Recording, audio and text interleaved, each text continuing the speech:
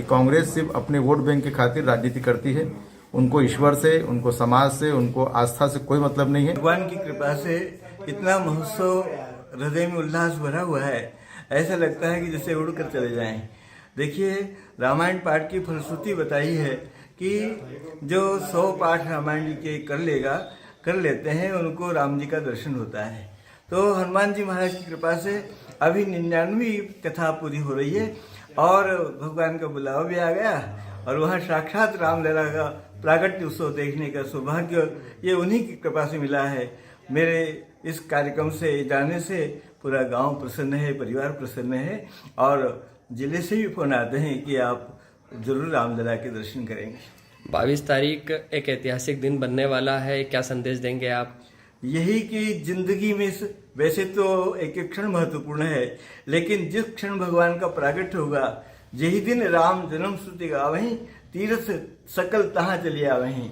जिस दिन भगवान का प्रागट्य उत्सव होता है रामनवमी के दिन, उस दिन विश्व के जितने भी तीर्थ हैं सभी सहसरी विद्यमान होकर भगवान रामलला का दर्शन करते हैं प्रागट्य का। और वैसे ही सुयोग हम सब संतों को सभी को मिला है कि जब भगवान का प्रागट्य होगा तो दिव्य प्रकाश फैलेगा और सबको वह अनुभूति होगी जो त्रेता युग में कौशल्या माँ के सन्मुख प्रगट राम भय प्रगट कृपाला दीन दयाला कौशल्या हितकारी जैसे सुख मिला था, ऐसे अयोध्या में भी सबको सुख मिलेगा। और अयोध्या में भी और यहाँ पर भी जो जन जन अपने हृदय में भगवान राम को बसाए हुए हैं, जो राम का भजन कर रहे हैं, राम नाम का जप कर रहे हैं, आप निश्चित मानिए कि आप जहाँ पर भी हो, मध्याह्न काल में 12 बजे आप बैठोगे, आंखें बंद करके दीपक जलाकर हनुमान चालीसा का पाठ करके, तो आपको वही सुख मिलेगा जैसे राम जी की प्रागट्य के समय सबको मिलता है। बड़े सौभाग्य की बात है कि हमारे क्षेत्र के भी संत आदरणीय मोहन भाई जी महाराज जी को हमारे अयोध्या की समिति ने 22 जनवरी के इस भगवान राम जी की प्राण प्रतिष्ठा के अवसर पर उनको आमंत्रित किया है। और ये सौभाग्य इन्हें गिने हमारे प्रमुख संतों को मिला है।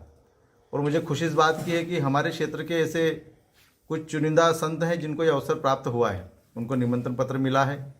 कल सुबह प्रातः वो यहाँ से अयोध्या के लिए रवाना होंगे और मुझे जैसे ही ये बात संज्ञान में आई तो मैंने तत्काल सोचा कि मैं सम्मानीय मोहन भाई जी इसके दर्शन करूं। और ये तो ईश्वर के दर्शन करेंगे तो हमें भी इनको ईश्वर का स्वरूप मानकर इनके दर्शन का अवसर प्राप्त हुआ है। और मैं सभी हमारे इस समाज के भी सब प्रमुख लोग यहाँ पर हैं और ये अवसर मैं न चूकूँ, इसलिए मैंने उनको स्पर्श करके भगवान राम को प्रणाम किया। और मैं चाहता हूँ कि यात्रा मंगल में रहे और शांति से भगवान राम के दर्शन और पुनः यात्रा करके अपने क्षेत्र में पुनः लौटें। कांग्रेस ने अयोध्या के निमंत्रण को ठुकरा दिया, उस पर आप क्या कहेंगे? निश्चित तौर पर कांग्रेस के लोगों ने कभी काल्पनिक कहा जाने के अवसर उन्होंने राम जी को कहा, कभी राम सेतु के उस पथ निर्माण को भी उन्होंने काल्पनिक बताया।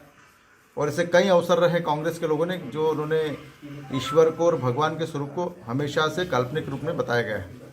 परंतु ये सत्य होते हुए दिख रहा है कि कांग्रेस के लोग अब क्या करें। और इसलिए उन्होंने इस बात को बोला कि कहीं न कहीं ये सब असत्य है, फिर भी पूरा समाज इस बात पे विश्वास है कि भगवान राम जी थे, जीवित जागृत हनुमान जी भी आज वर्तमान में हैं और ये साबित भी हो चुका है, ये प्रमाणित भी हो चुका है।